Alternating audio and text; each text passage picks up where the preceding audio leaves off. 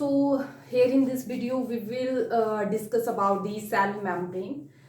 Before discussing the structure of the cell membrane, okay, we will discuss about some key facts or some key feature of the characteristics of the cell membrane. Okay, so first of all, cell membrane was given by scientist Singer and Nicholson. Singer and Nicholson.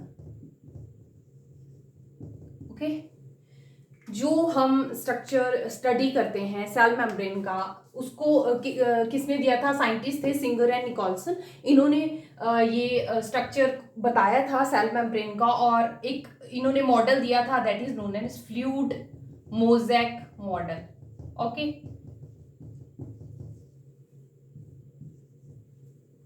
तो ये scientist थे, इन्होंने fluid mosaic model दिया था जो क्या बताता है? ये बताता है हमें कि सेल मेम्ब्रेन का स्ट्रक्चर कैसा है। ठीक है, तो हमें पता होना चाहिए कि कौन से साइंटिस्ट थे, सिंगर एंड निकोलसन। इन्होंने डिटेल में बताया था कि how our cell membrane look like. Okay, so before discussing the cell membrane हम थोड़ा सा डिस्कस कर लेते हैं। ओके, कुछ characteristics of feature cell membrane के। सो फर्स्ट ऑफ ऑल अगर हम डिस्कस करें, ठीक है, तो सेल सर्वाइवल जो है, ठीक है, जितना सेल सर्वाइवल इंपॉर्टेंट है किसी ऑर्गेनिज्म की एग्जिस्टेंस के लिए, उतना ही इंपॉर्टेंट है हमारा सेल मेम्ब्रेन का एग्जिस्ट होना। Why I am saying like that? क्योंकि हमारा जो सेल है, ओके, ये एक तो क्या करता है, हमारा यहाँ पे डिफरेंट डिफरेंट जो ऑर्गेनेलीज हैं प्रेजेंट, तो आउटर कवरिंग जो है that is cell membrane. Okay, मान लो ये हमारा न्यूक्लियस है, यहाँ पे अदर बहुत सारी ऑर्गेनेल्स प्रेजेंट होती हैं, तो हम अभी फिलहाल सिर्फ सेल मेम्ब्रेन के बारे में डिस्कस करेंगे। तो what is the importance of cell membrane? Okay, so we all know कि हमारी जो सेल मेम्ब्रेन है इट रेगुलेट, ये क्या रेगुलेट करती है? किसी भी मटेरियल का, कोई भी मटेरियल है वो हमारे सेल में एंटर करेगा, whether it will enter into the cell और it will go outside the cell, ये सारा रेगुलेट करती है हमारी सेल मेम्ब्रेन। अगर हमारा इस तरह का रेगुलेशन नहीं होगा सेल में, cell will not gonna exist. okay, so life exists because of the cell, and cell work accordingly because of this regulation of materials from inside or outside of the cell, that is done by our cell membrane. So we can say this कि cell membrane उतना important है जितना हमारा cell है, क्योंकि cell membrane जो है वो उसको रेगुलेट कर रहा है सेल को। तो सेल के अंदर जो भी प्रोसेसेस फिनोमेनन जो है वहां पे वर्क कर रहे हैं, that is only due to the regulation of cell membrane. अगर वहां पे सेल मेम्ब्रेन वर्क प्रॉपर ना करे तो हमारी जो लाइफ है that will not exist like it goes on. So cell membrane का बहुत ही इंपॉर्टेंट जो है रोल है हमारे सेल्स के अंदर।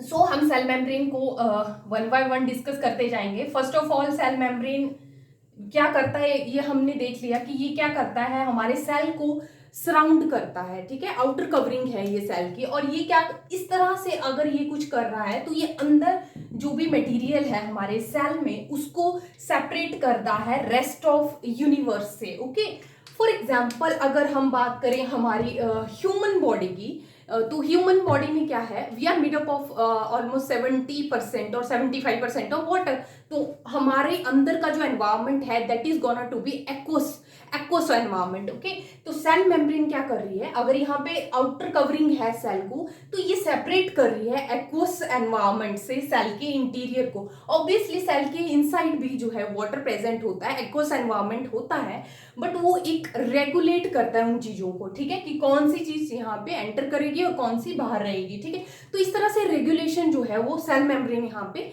कर रहा है। अब हम कुछ कैरेक्टरिस्टिक्स डिस्कस करेंगे सेल मेम्ब्रेन के बारे में। फर्स्ट ऑफ ऑल हम देखेंगे कि जो हमारा सेल मेम्ब्रेन है, ठीक है, it is flexible. Okay, it is flexible. Number 2, it is self ceiling property है इसकी। Okay, so flexible, what do you mean by the cell membrane is flexible? Flexible mean it can change its shape, it is not a rigid type of structure. तो what we can say कि cell membrane एक flexible structure है जो change होता है। How we can say that कि ये flexible है? तो यहाँ पे फॉर एग्जाम्पल अगर मैं फ्लेक्सिबिलिटी की बात करूं, हम WBC की बात कर लेते हैं, जो हमारे व्हाइट ब्लड सेल्स होते हैं, ठीक है। जैसे ही हमारी बॉडी में कोई पैथोजन एंटर करता है, ठीक है, जैसे viral infection he for example हम ले लेते हैं, तो वहां पे क्या हुआ, या बैक्टीरिया को इन्फेक्ट कर रहा है, तो वहां पे बैक्टीरिया एंटर किया हमारी बॉडी के अंदर, ठीक है। तो WBC जो है उस साइट ऑफ इन्फेक्शन पे ट्रेवल करते हैं थ्रू द ब्लड स्ट्रीम। अब ये ट्रेवल करते हैं और वहां पे मूवमेंट ये करते हैं और उसको बोला जाता है amoeboid movement. Amoeboid movement, amoeba की तरह ये स्ट्रक्चर जो है वो कुछ इस तरह से बनाते हैं और जो हमारा पैथोजन है उसको एनगल्फ कर लेते हैं। तो ये सारी प्रोसेस हमने इम्यूनोलॉजी में स्टडी की होती है। तो जब ये एनगल्फिंग करता है, मतलब स्यूडोपोडिया निकलते हैं इसके, तो स्यूडोपोडिया अगर बन रहे हैं हमारे सेल में जैसे WBC, तो हम कह सकते हैं कि हमारी जो शेप होती है सेल की दैट इज वेरी फ्लेक्सिबल। और व्हाट वी कैन से कि सेल मेम्ब्रेन जो है कोई रिजिड स्ट्रक्चर नहीं है, ठीक है। जैसे ही ये मूवमेंट भी करता है या वहां पे किसी पैथोजन को एनगल्फ करता है, तो इस स्यूडोपोडिया जो है अपने उनके अराउंड, तो स्यूडोपोडिया निकालता है इस तरह से। स्यूडोपोडिया जो होते हैं वो, ये पैथोजन है अगर, तो इसके अराउंड ये पूरा स्यूडोपोडिया लेके उसको इनसाइड जो है वो इनटेक कर लेता है। तो हम यहाँ से बोल सकते हैं कि जो सेल है उसकी जो मेम्ब्रेन है दैट इज वेरी फ्लेक्सिबल, तो वो मतलब अपनी शेप चेंज करने में कैपेबल है। तो ये बहुत इंपॉर्टेंट कैरेक्टरिस्टिक्स है हमारी सेल मेम्ब्रेन की कि दैट इज व्हाट इज कि जो हमारी सेल मेम्ब्रेन है that is very flexible in nature. और सेकेंड इसका एक और कैरेक्टरिस्टिक्स आता है कि it is self sealing. Self sealing means what do you mean by self sealing? Breaking and sealing, breaking and sealing. What do you mean by this? होता क्या है कि मान लो हमारे सेल है, ठीक है, ये हमारा कोई सेल है, इसके आउटर कवरिंग में सेल मेम्ब्रेन प्रेजेंट है, ठीक है। अब अगर हमने इसको पंच किया, ठीक है, पंच किया, तो एक जो है ये एक्सपेरिमेंट भी होता है। जैसे मान लो हमने माइक्रो इंजेक्शन हम करते हैं, ठीक है, माइक्रो इंजेक्शन करते हैं हम सेल में, मतलब हमें कोई भी आउटसाइड से कोई चीज जो है इंट्रोड्यूस करवानी है सेल में, तो हम माइक्रो इंजेक्शन देते हैं। इंजेक्शन में क्या है, ये नीडल होती है इसमें, ठीक है। तो नीडल से हम क्या करते हैं, यहाँ पे पंच करते हैं। पंच करने का मतलब है कि अगर ये रिजिड स्ट्रक्चर है तब तो यहाँ पे होल होना चाहिए, इसको लीक करना चाहिए सेल को, पर ऐसा नहीं होता। ये एक्सपेरिमेंटली भी इलेक्ट्रॉन माइक्रोस्कोप में देखा गया है कि जैसे ही हम माइक्रो इंजेक्शन करते हैं ना, ठीक है, तो यहाँ पे तो पंच होना चाहिए जब कोई चीज इंजेक्ट हो रही है, बट ऐसा नहीं है, ये यहाँ पे होता है बट ये इसको रीसील कर लेता है। तो यहाँ से हमें एक और प्रॉपर्टी पता चलती है कि सेल मेम्ब्रेन जो है इसको सेल्फ हीलिंग की कैपेसिटी भी इसमें है, it can self seal itself. Okay, तो ये अगर ब्रेक डाउन भी होता है हमारी यहाँ पे ब्रेक पंच कर देते हैं अगर हम सेल मेम्ब्रेन को, it can seal it back. Okay, तो it is very important property of the cell membrane. तो ये भी हमने डिस्कस किया। थर्ड प्रॉपर्टी की एक और प्रॉपर्टी आती है, third one is it is very selective in nature. Selective permeability आती है, सिलेक्टिवली परमिएबल होता है ये, ठीक है। What do you mean by selective permeable? Selective permeability से क्या मतलब है? Selective permeability means कि कुछ मटेरियल्स को तो ये आने देता है इजीली, ठीक है, और कुछ मटेरियल जो है वो आउटसाइड द सेल ये रोक देता है उनको, ठीक है। तो ये जो था ये देखा गया था एक्सपेरिमेंटली कि अगर हम यहाँ पे मान लो कुछ पोलर सब्सटेंसेस हैं या कुछ आयंस हैं, ठीक है, और कुछ जो है वो नॉन पोलर सब्सटेंसेस हैं, ठीक है, तो ये क्या करता है, नॉन पोलर वालों को तो अंदर आने देता है, ठीक है, मतलब सेल मेम्ब्रेन यहाँ से अलाउ, ये तो एक बैरियर है, अब यही अलाउ करेगा तभी वो चीजें एंटर करेंगी, ठीक है, सेल में। तो ये नॉन पोलर वाले जो मटेरियल है इनको तो आने देता है इजीली, बट जो पोलर और आयंस हैं इनको ये क्या करता है, अंदर अलाउ करता ही नहीं है आना। इट मीन्स कि यहाँ पे कुछ चीजें ऐसी प्रेजेंट है सेल मेम्ब्रेन में जो कि कुछ सिलेक्टिव कंपाउंड्स को जो है वो उनकी एंट्री करवाती है, कुछ को ये बार कर देती हैं, ठीक है, जिनको वो एंटर करने नहीं देती, या तो यहाँ पे कुछ फिर फोर्सफुली एंट्री करवाई जाती है, या उसको बोलते हैं हम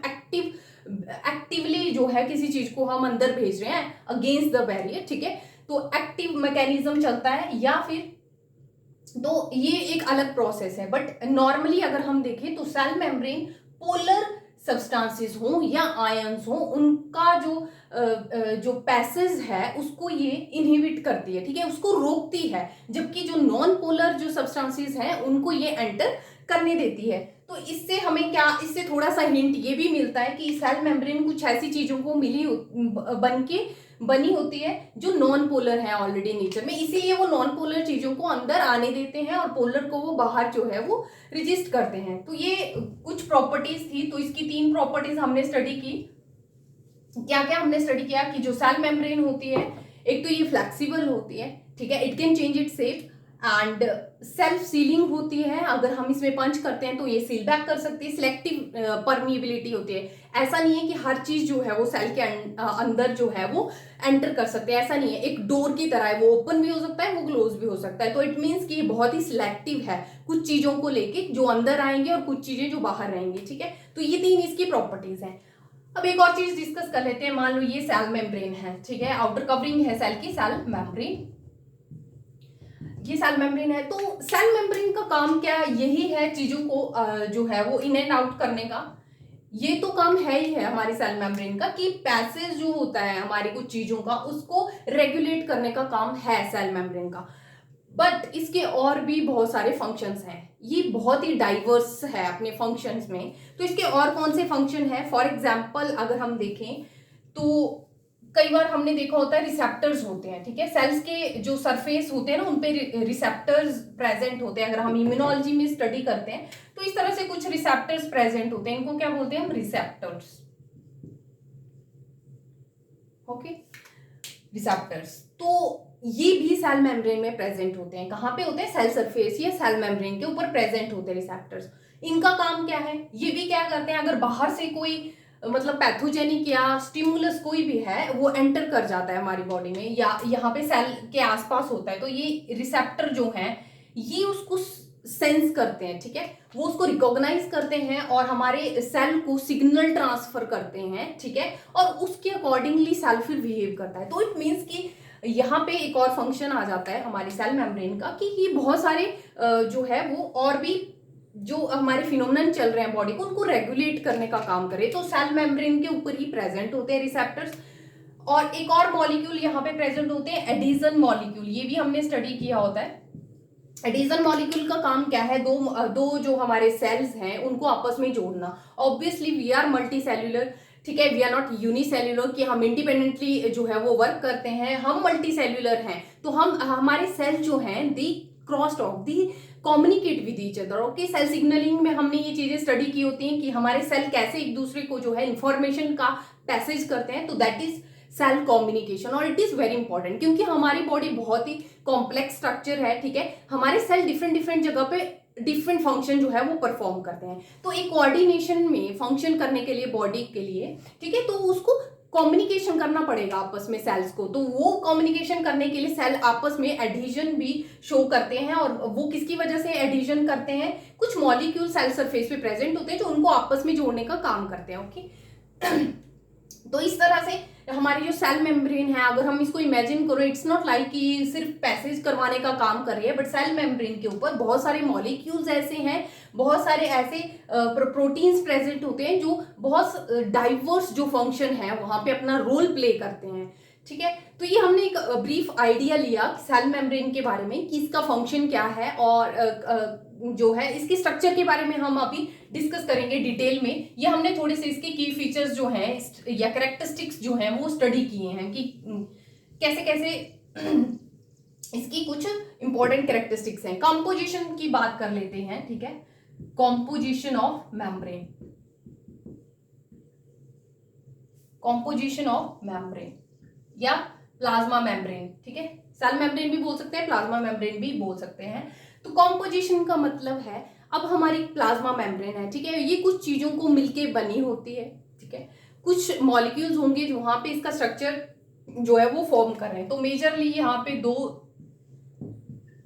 मॉलिक्यूल प्रेजेंट होते हैं, जैसे one is lipid, other is protein and third one is carbohydrate,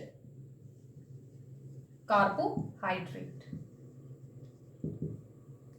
अब ये हम याद रखेंगे यहाँ पे कि जो हमारी प्लाज्मा मेम्ब्रेन है वो मेजरली लिपिड और प्रोटीन को मिलके बनी हुई है। अगर हम मेजर प्रोपोर्शन देखें तो ये दोनों चीजें जो है सेल मेम्ब्रेन का स्ट्रक्चर बना रही हैं, ठीक है। बहुत ही कम परसेंटेज में कार्बोहाइड्रेट्स भी प्रेजेंट होते हैं, और कार्बोहाइड्रेट सिंपली प्रेजेंट नहीं होते, या तो ये फिर लिपिड के साथ बाइंड रहते हैं या किसी प्रोटीन के साथ में जो है वो बाइंड रहते हैं। तो हम यहीं से पता लगा रहे हैं कि लिपिड और प्रोटीन यहाँ पे मेजर जो है अपना रोल प्ले कर रहे हैं। कार्बोहाइड्रेट इनके एडिशन में प्रेजेंट होते हैं। जब कार्बोहाइड्रेट लिपिड के साथ ज्वाइन होके प्रेजेंट है सेल मेम्ब्रेन में, तो उसको बोलेंगे हम ग्लाइकोलिपिड। ग्लाइकोलिपिड का मतलब है lipid linked with carbohydrates, okay. And जब कार्बोहाइड्रेट प्रोटीन्स के साथ बाइंड रहते हैं तो उसको बोलेंगे हम ग्लाइकोप्रोटीन। ग्लाइकोप्रोटीन्स का मतलब है कि carbohydrates are linked with the protein molecule, okay. So major molecule यहाँ पे क्या है, लिपिड एंड प्रोटीन। ये दोनों मॉलिक्यूल मेजरली जो है वो सेल मेम्ब्रेन या प्लाज्मा मेम्ब्रेन जो है उसका स्ट्रक्चर प्रोवाइड करते हैं। अब एक और चीज यहाँ पे आती है कि किस कंपोजिशन में ये प्रेजेंट है, कितना परसेंटेज लिपिड का ज्यादा प्रेजेंट है या प्रोटीन का प्रेजेंट है। तो ये हम बात कर लेते हैं। अगर हम इनकी परसेंटेज की बात करें तो हम इसको फिक्स नहीं कर सकते। जो इसकी परसेंटेज है, ठीक है, परसेंटेज की बात करें अगर हम, तो ये वेरी करती है सेल टू सेल, ओके। कुछ सेल में लिपिड की कॉम्पोजिशन ज्यादा होगी, कुछ में प्रोटीन ज्यादा होंगे। फॉर एग्जांपल अगर हम नर्व सेल की बात करें, ठीक है, नर्व सेल की बात कर लेते हैं। नर्व सेल में क्या है, इलेक्ट्रिक इंपल्सेस वहां पे जनरेट होती हैं, तो वहां पे जो है लिपिड ज्यादा प्रेजेंट होते हैं, वो उसको इंसुलेट करते हैं इलेक्ट्रिकल जो इंपल्सेस है उनसे। तो हम क्या बोल सकते हैं कि नर्व सेल में क्या है, लिपिड ज्यादा है, जबकि प्रोटीन कुछ हमारे जैसे हिपैटोसाइट्स हैं वहां पे माइटोकॉन्ड्रिया की जो सेल मेम्ब्रेन होती है उसमें प्रोटीन ज्यादा होती है। तो वी कैन नॉट फिक्स, ठीक है, the composition of the lipid and protein varies from cell to cell according to their function, because our cells are very diverse in their functionality. The function of the each cell is very very different. अगर हम nerve cell की बात करें तो इनका function अलग है, और अगर हम अपने हिपैटोसाइट्स या लीवर सेल्स की बात करें तो उनके कुछ और फंक्शन है। तो उसके अकॉर्डिंगली जो है ये जो कंपोजिशन है सेल मेम्ब्रेन की ये वेरी कर जाती है। तो हम इसको फिक्स करके बोल नहीं सकते। अगर हमें लिपिड और प्रोटीन की कंपोजिशन की कितना परसेंटेज प्रेजेंट है तो वो हम डिफरेंट सेल की जो है वो फाइंड आउट कर सकते हैं, ओके। सो ये क्लियर हो गया यहाँ पे कि lipid and proteins are majorly present in our plasma membrane. Next we will discuss कि हमारे जो लिपिड मॉलिक्यूल हैं इनको हम थोड़ा सा डिस्कस कर लेते हैं। लिपिड्स जो हैं इनका स्ट्रक्चर हम ब्रीफली जो है यहाँ पे देखेंगे। लिपिड का स्ट्रक्चर देख लेते हैं, ठीक है। जब भी हम सेल मेम्ब्रेन या प्लाज्मा मेम्ब्रेन स्टडी करते हैं तो वहाँ पे लिपिड्स और प्रोटीन ये दोनों का मेजर रोल आता है। तो लिपिड मैं यहाँ पे थोड़ा सा स्ट्रक्चर भी डिस्कस करूँगी, क्योंकि हमें एक आइडिया होना चाहिए कि कैसे जो है हमारे लिपिड का स्ट्रक्चर दिखता है, ठीक है। सो लिपिड के स्ट्रक्चर की बात करें तो हम कुछ इस तरह से फॉर्म करते हैं, ठीक है, ये और ये। तो ये क्या है, ये है इसका हेड पार्ट, और ये है इसकी टेल पार्ट, ठीक है। हेड जो होता है इसका, ये होता है इसका हाइड्रोफिलिक इन नेचर, हाइड्रोफिलिक, ठीक है। और टेल क्या है, ये है इसका हाइड्रोफोबिक नेचर, कि हाइड्रोफिलिक और हाइड्रोफोबिक ये हमें ऑलरेडी पता होना चाहिए क्या है। Hydro means water, philic means water loving, hydro means water, phobic means they are water hating molecules, okay. तो हाइड्रोफिलिक से समझ आ रहा है कि ये वाटर में सॉल्युबल है, वाटर लविंग है, और hydrophobic means they are not soluble in water and they are water hating molecules, okay. So इसकी टेल्स जो है वो हाइड्रोफोबिक है नेचर में, और इसका हेड क्या है, हाइड्रोफिलिक। अब मैंने लिपिड में दोनों चीजें रिप्रेजेंट की हैं, हेड भी है टेल भी है, तो इट मीन्स यहाँ पे हाइड्रोफिलिक और हाइड्रोफोबिक ये दोनों पार्ट्स प्रेजेंट हैं। जब इस तरह का कोई मॉलिक्यूल हो जिसमें हाइड्रोफिलिक एंड हाइड्रोफोबिक दोनों जो हैं इकट्ठे प्रेजेंट होते हैं तो हम उसको बोल देते हैं एम्पीपैथिक मॉलिक्यूल, एम्पीपैथिक मॉलिक्यूल्स, ठीक है। एम्पीपैथिक का मतलब होता है they are containing both parts, hydrophilic और as well as hydrophobic part, okay. तो ये हमने थोड़ा सा स्ट्रक्चर इसका डिटेल में मैंने डिस्कस नहीं किया है। डिटेल में हम क्या करेंगे, इसका एक अलग लेक्चर से डिस्कस करेंगे, मैक्रोमोलिक्यूल्स में स्ट्रक्चर, ओके। सो वहां पे बिल्कुल डिटेल में हमें देखना है कि किस तरह से दिखता है। अभी हमने एक जस्ट आइडिया लिया है कि कैसे कैसे पार्ट्स को जो है प्रेजेंट है, हाइड्रोफिलिक है या हाइड्रोफोबिक है। वाटर के विद रिस्पेक्ट हमने मॉलिक्यूल को स्टडी किया है कि हाइड्रोफिलिक है या हाइड्रोफोबिक है, कि वाटर में जब ये मॉलिक्यूल होगा तो कैसे बिहेव करेगा। तो ये क्या है, इसमें दोनों तरह के पार्ट्स प्रेजेंट हैं। It is also containing hydrophilic head and as well as hydrophobic tail. तो इसका अरेंजमेंट फिर हम देख लेते हैं। तो जैसे ही हमारी सेल मेम्ब्रेन है, ओके, सेल मेम्ब्रेन की बात कर लेते हैं। अब हम इसके स्ट्रक्चर पे आते हैं, जो कि फ्लूइड मोज़ेक मॉडल भी बोला जाता है, ठीक है, जिसके अकॉर्डिंगली ये सेल मेम्ब्रेन का स्ट्रक्चर दिया गया था। ओके, तो ये सेल है, सेल के आउटर साइड जो है हमारी सेल मेम्ब्रेन है। ये क्या है, सेल मेम्ब्रेन, इसको बोलेंगे सेल मेम्ब्रेन। अब इसका मैं डिटेल में स्ट्रक्चर यहाँ पे ड्रॉ करूंगी कि कैसे हमें दिखता है। तो हमने बोला ये लिपिड से और प्रोटीन से मिलके बने होते हैं। तो लिपिड्स जो होते हैं कुछ इस तरह से होते हैं प्रेजेंट, ठीक है। ये लिपिड और लिपिड की दो लेयर्स आती हैं सेल मेम्ब्रेन में, ठीक है, 2 लेयर्स हैं, ठीक। अब ये क्या बनाए मैंने, लिपिड के हेड ग्रुप्स हैं ये, और ये लिपिड्स की टेल आ जाती हैं। ये लिपिड्स की क्या है, टेल है।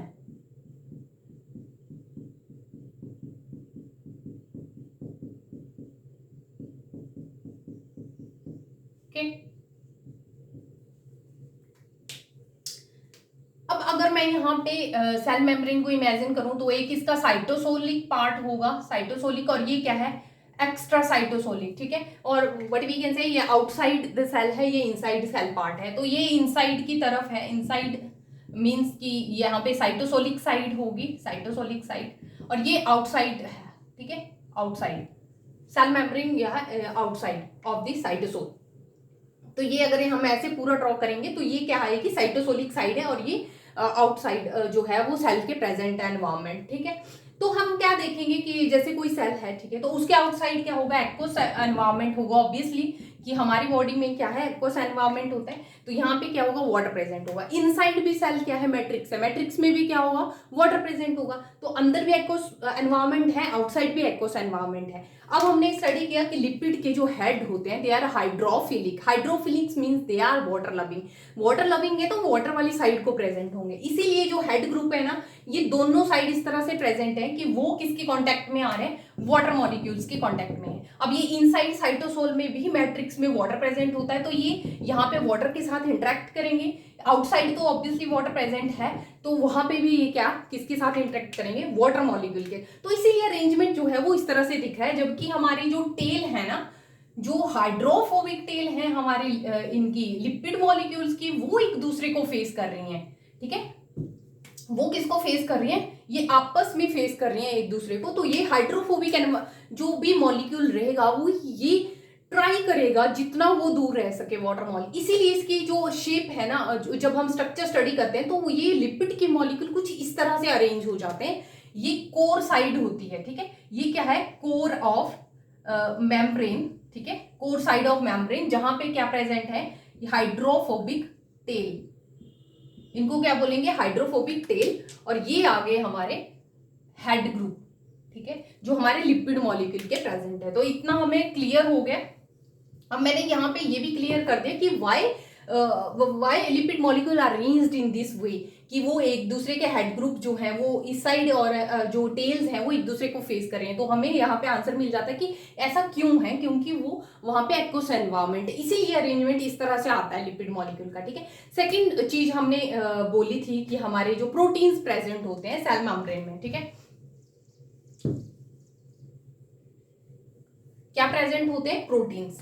अब प्रोटीन्स का देख लेते हैं, प्रोटीन किस तरह से प्रेजेंट होते हैं, ठीक है।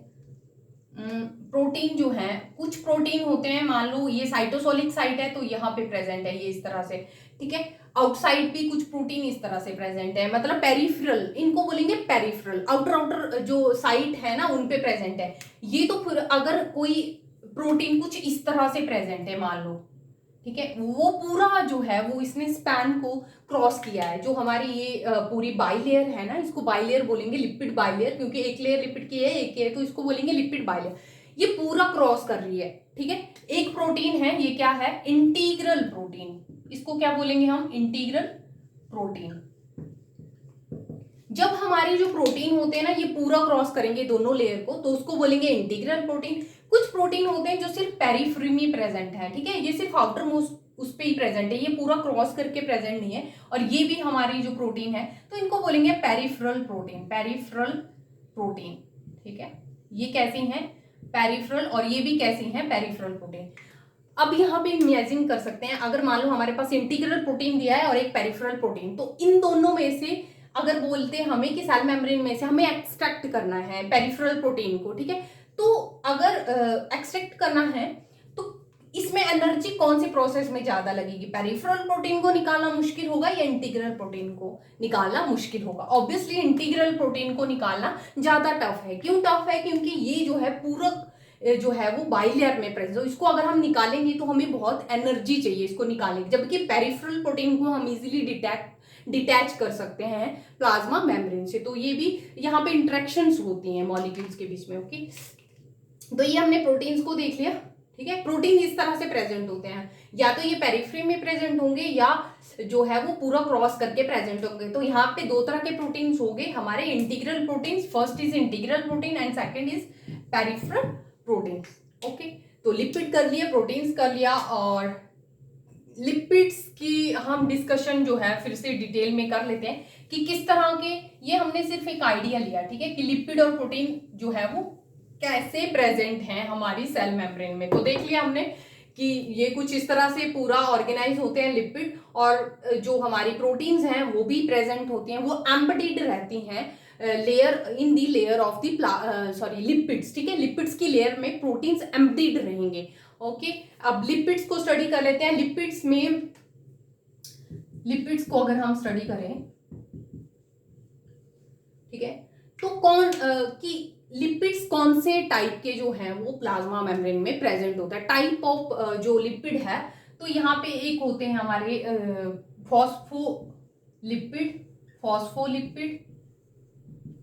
फॉस्फोलिपिड, एक होते हैं हमारे स्टीरॉल, एक third one glycolipid, okay, third one is glycolipid. तो first one is phospholipid, second one is sterol, third one is glycolipid. ये अगर हम लिपिड में स्टडी करें ना तो ये हमें डिफरेंट टाइप के लिपिड्स मिल जाएंगे वहां पे। तो phospholipid means phospholipid, स्टीरॉल and glycolipid, ये तीन तरह के लिपिड मेजरली प्रेजेंट है लिपिड बाइलेयर में, ठीक है। लिपिड्स में भी कौन सी तरह के, फॉस्फोलिपिड, स्टीरॉल एंड ग्लाइकोलिपिड। और स्टीरॉल में अगर हम मेजरली देखें तो कोलेस्टेरॉल, ठीक है। कोलेस्ट्रॉल हमने नॉर्मली सुना होता है कि हमारे जो सेल मेम्ब्रेन है इसमें क्या प्रेजेंट होता है, कोलेस्टेरॉल टाइप के लिपिड प्रेजेंट होते हैं, ओके। फॉस्फोलिपिड की बात कर लेते हैं। ग्लाइकोलिपिड अभी हमने डिस्कस किया कि वहां पे कार्बोहाइड्रेट के साथ अगर कोई लिपिड अटैच है, मान लो यहाँ पे, और हाँ एक और चीज, यहाँ पे कार्बोहाइड्रेट भी प्रेजेंट रहते हैं जो बहुत कम परसेंटेज में होते हैं बट प्रेजेंट होते हैं। तो यहाँ पे अगर कार्बोहाइड्रेट कुछ इस तरह से प्रेजेंट है कार्बोहाइड्रेट्स, ठीक है, और लिपिड के हेड ग्रुप पे अटैच हैं तो उसको बोलेंगे हम glycolipid. Glyco means carbohydrate with linked with the lipid, तो इस तरह से प्रेजेंट होते हैं, ठीक है। सो ग्लाइकोलिपिड हो गए, स्टीरॉल हो गया, और हमारे फॉस्फोलिपिड हो गए। तो ये बहुत इंपॉर्टेंट चीज यहाँ पे क्या है, फॉस्फोलिपिड को स्टडी करना। फॉस्फोलिपिड जो होते हैं ये भी डिफरेंट के टाइप्स के होते हैं। इसमें एक बहुत कॉमन आता है जिसको हम शॉर्ट में पीसी बोल देते हैं, या इसका फुल फॉर्म है फॉस्फेटिडाइल कोलिन, ठीक है, फुल फॉर्म है पीसी की फॉस्फेटिडाइल कोलिन।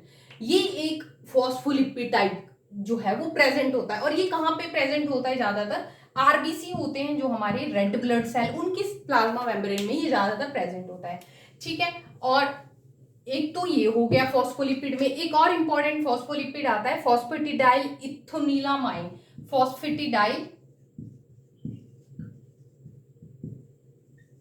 इथेनोलामाइन, एक और आता है फॉस्फेटिडाइल सीरीन बोलते हैं उसको, फॉस्फेटिडाइल सीरीन, ओके। तो ये और स्फिंगोलिपिड्स भी होते हैं, ठीक है, sphingolipids are also present, sphingolipids.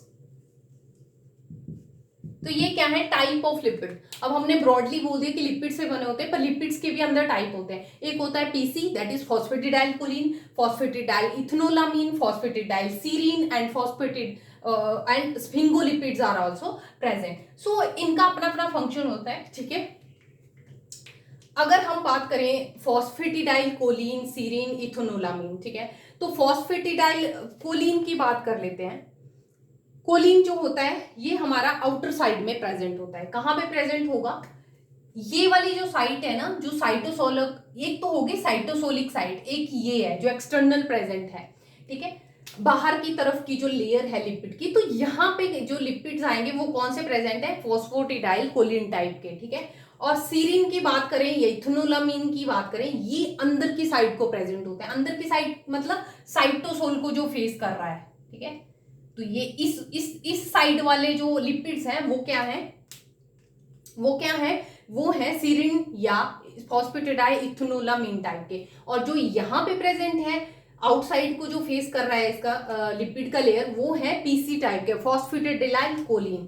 Okay, तो मतलब हमें यहाँ से क्या हम बताने की कोशिश कर रहे हैं, हमें ये पता चल रहा है कि ऐसा नहीं है कि कोई भी लिपिड जो है वो किसी भी लेयर में प्रेजेंट है, ऐसा नहीं है, ठीक है। मतलब इससे ये पता चल रहा है कि हमारी जो सिमेट्री की बात करें अगर हम सेल मेम्ब्रेन की, तो दैट इज एसिमेट्रिक। एसिमेट्रिक का यहाँ क्या मतलब लग रहा है? एसिमेट्रिक का ये है कि कुछ टाइप के जो लिपिड है वो तो इस साइड प्रेजेंट है और कुछ टाइप के लिपिड इस साइड प्रेजेंट है, ठीक है। ऐसा नहीं है कि कोई भी जो मॉलिक्यूल है किसी भी साइड को प्रेजेंट हो सकता है, ऐसा नहीं है, ठीक है। ये क्या है? एक एसिमेट्रिक है, it is not symmetric but it is asymmetric. Asymmetric का मतलब है कि अनइक्वली प्रेजेंट है। अगर कोलिन है तो ये ज्यादा इस साइड को ही प्रेजेंट होगा जो आउटसाइड को फेस कर रहा है इसका लेयर, जो इनसाइड लेयर फेस कर रहा है वो ज्यादातर इथेनोलामीन या सीरीन टाइप के होते हैं। तो व्हाट वी कैन से कि जो लिपिड का जो वहां पे प्रेजेंस है दैट इज एसिमेट्रिक। ओके, तो लिपिड क्या है? एसिमेट्रिक है। हमने यहाँ पे एक और टर्म इंट्रोड्यूस की कि लिपिड्स किस तरह के हैं? एसिमेट्रिक। एसिमेट्रिक, ये यहाँ पे बहुत इंपॉर्टेंट पॉइंट है। एसिमेट्रिक, एसिमेट्रिक से हमें पता चल रहा है कि मतलब ये डिफरेंट लेयर्स में डिफरेंट मॉलिक्यूल जो है प्रेजेंट है। इससे हमें एक आइडिया लग रहा है कि इनका फंक्शन डिफरेंट होगा, ठीक है। आउटसाइड कुछ और फंक्शन कर रहे हैं, इनसाइड में जो प्रेजेंट है वो डिफरेंट फंक्शन एसिमेट्रिक है, ठीक है। सिमेट्री नहीं है कि एक तरह के मॉलिक्यूल प्रेजेंट है, इधर भी कोलिन प्रेजेंट है, इस साइड भी फॉस्फेटिडाइल कोलिन है, ऐसा नहीं है, ठीक है। तो ये एसिमेट्रिकली डिस्ट्रीब्यूटेड है। इनका जो डिस्ट्रीब्यूशन है ना वो डिफरेंट टाइप का है और वो डिपेंड कर रहा है फंक्शन के ऊपर, ठीक है, कि कौन सी सेल है और वहां पे क्या फंक्शन है, ठीक है। एसिमेट्रिक है। बट अगर लिपिड का केस हम देख रहे हैं तो it is not absolute. It is not absolute. Absolute का मतलब क्या है कि एक तो बोल दिया एसिमेट्रिक है, एक है कि it is not absolute. Absolute का मतलब यहाँ पे समझ रहे हैं, एब्सोल्यूट क्या है कि ये चेंज भी हो सकता है। कुछ ऐसे बायोलॉजिकल कॉन्सिक्वेंसेस होते हैं जिनकी वजह से ये जो इसका डिस्ट्रीब्यूशन है लिपिड का, कि पीसीज आउटसाइड प्रेजेंट होंगे, ये चेंज हो सकता है। फॉर एग्जाम्पल अगर हम बात कर रहे हैं एपोप्टोसिस की, apoptosis that is a programmed cell death, ठीक है, एपोप्टोसिस। तो इसमें क्या होता है, हमने बोला कि जो फॉस्फोटिडाइल सीरीन मॉलिक्यूल है ना, हमने बोला कि वो इनर लीफलेट में प्रेजेंट है, जो साइटोसोल को फेस कर रहा है लीफलेट वहां पे प्रेजेंट है। बट जब एपोप्टोसिस होएगा, ठीक है, तो सेल जो है ये जो फॉस्फोटिडाइल सीरीन के मॉलिक्यूल इनर लीफलेट पे है, इसको फ्लिप करता है आउटसाइड को, ठीक है। तो ये क्या करते हैं, ये यहाँ पे प्रेजेंट होके फ्लिप कर जाएंगे, इधर प्रेजेंट होंगे बाद में आउटसाइड। तो ये क्या है? ये एक बायोलॉजिकल कॉन्सिक्वेंस है। बायोलॉजिकल कॉन्सिक्वेंस मींस कुछ ऐसे बिल्कुल चेंज आ रहा है सेल में। एपोप्टोसिस मींस कि उसको डिस्ट्रक्ट होना है सेल को, तो वो सिग्नल दे रहा है इसके थ्रू कि सीरीन अगर बाहर वाली साइड को प्रेजेंट है आउटर लीफलेट में, तो ये सिग्नल है सेल को कि वो जो सेल है उसको एपोप्टोसिस होना है, ठीक है। तो इस तरह से हम देख रहे हैं कि लिपिड्स बेशक एसिमेट्रिकली प्रेजेंट हैं but the asymmetry is not absolute, ठीक है। It can change due to biological consequences. तो ये थोड़ा सा हमने डिस्कस किया फॉस्फोलिपिड्स के बारे में। अब हम थोड़ा सा प्रोटीन का जो है नेक्स्ट फिर से एक बार डिस्कस कर लेते हैं कि प्रोटीन्स की सिमेट्री की अगर हम बात करें, लिपिड्स की सिमेट्री की हमने बात कर ली, ठीक है। अब हम प्रोटीन की ये सिमेट्री की बात करेंगे। प्रोटीन क्या है? प्रोटीन वेदर सिमेट्रिकली प्रेजेंट है, ये असिमेट्रिक है, तो ये भी क्या है? असिमेट्रिक है, असिमेट्रिक है। और ये जो एसिमेट्री है ये बहुत एब्सोल्यूट टाइप की है। मीन्स ऐसा नहीं है कि वो चेंज हो रही है, जैसे हमने देखा लिपिड्स के केस में, ठीक है, दैट इज नॉट एब्सोल्यूट कि वो चेंज भी हो सकती है। जब कोई बायोलॉजिकल कॉन्सिक्वेंस हुआ, जैसे एपोप्टोसिस होनी है, तो सीरीन की जो लोकेशन है ना वो आउटर की साइड प्रेजेंट हो सकती है, तो वहां पे चेंज हो गया उसका डिस्ट्रीब्यूशन, पहले वो इनसाइड था बट फिर वो बाद में कहाँ प्रेजेंट है, आउटसाइड भी प्रेजेंट है। बट प्रोटीन के केस में that is not here. Protein जो है इनका अगर डिस्ट्रीब्यूशन देखें तो दैट इज फुली एसिमेट्रिक। अब इससे हमें क्या पता चल रहा है कि जो प्रोटीन की बात कर रहे हैं, ठीक है, मान लो ये प्रोटीन है, ठीक है, ये एक प्रोटीन है, इसको मैं हटा देती हूँ फिलहाल। इंटीग्रल प्रोटीन की अगर हम बात कर रहे हैं, ठीक है, तो इंटीग्रल प्रोटीन कुछ इस तरह से प्रेजेंट होती है। मैं इसको रब कर देती हूँ, यहाँ पे क्लियरली जो है वो डायग्राम दिख नहीं रहा। तो हम प्रोटीन्स की फिलहाल बात करेंगे।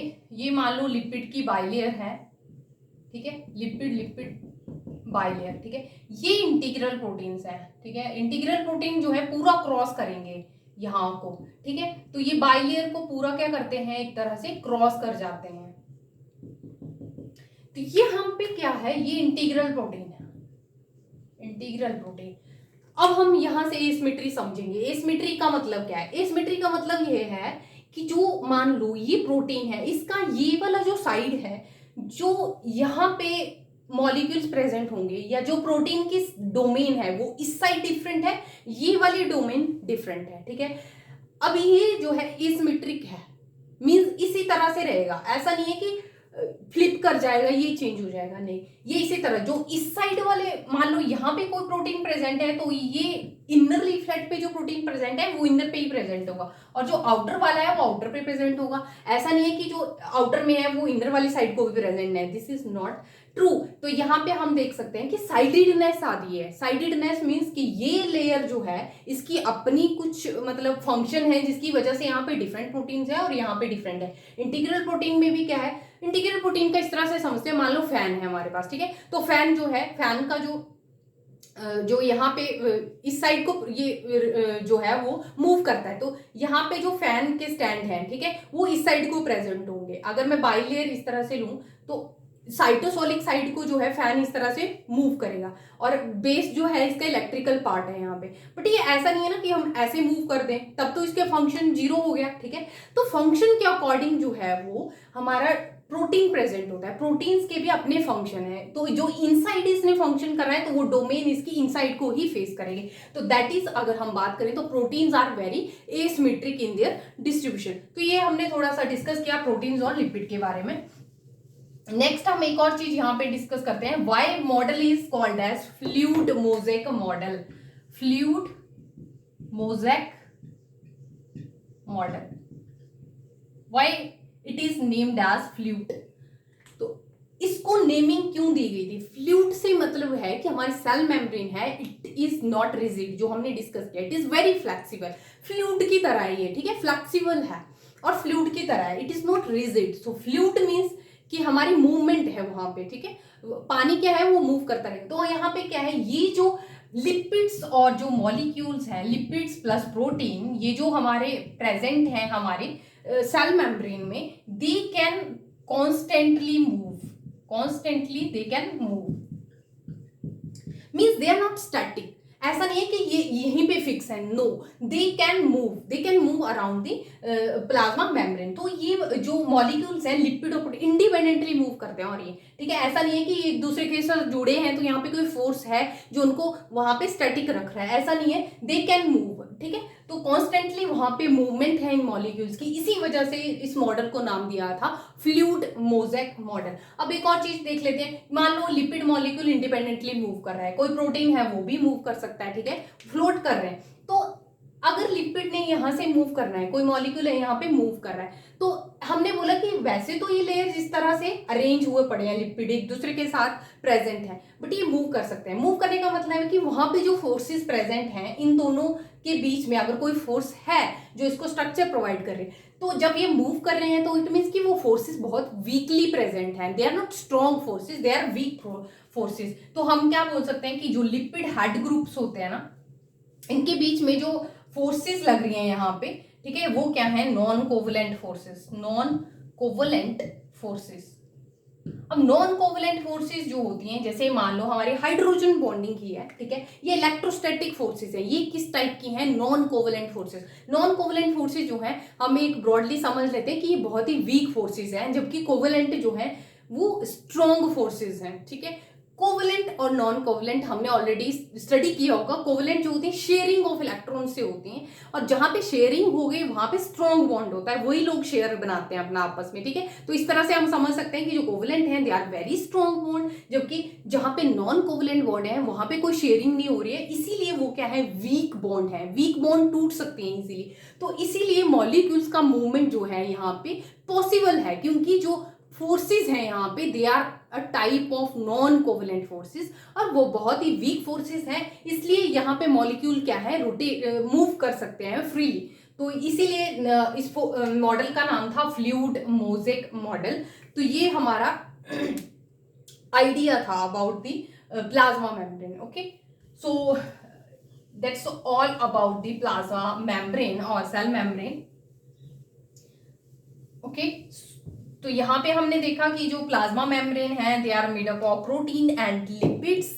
ओके, और प्रोटीन किस तरह से ऑर्गेनाइज है हमारी मेम्ब्रेन में, दो लेयर्स प्रेजेंट होती हैं लिपिड्स की, तो बाइलेयर बोलेंगे। लिपिड्स के हेड जो है वो एक्वस एनवायरनमेंट को फेस कर रहे हैं, जबकि जो टेल है they are facing hydrophobic environment, ठीक है, वो एक दूसरे को फेस कर रही हैं, उसको बोलेंगे हम membrane core region. Core region mean that is made up of hydrophobic tail of the lipids. Okay, और प्रोटीन्स कैसे प्रेजेंट है, प्रोटीन उसमें एम्बडीड रहती हैं, मतलब जैसे लिपिड की लेयर है उसके बीच में एम्बडीड रहेंगी प्रोटीन। प्रोटीन भी दो तरह के हमने स्टडी किए, one is integral, other is peripheral. Peripheral जो है वो आउटर लीफलेट पे या इनर लीफलेट पे प्रेजेंट होगा, पेरिफेरी में प्रेजेंट होगा। इंटीग्रल उसको पूरा क्रॉस करके प्रेजेंट होगा, ठीक है।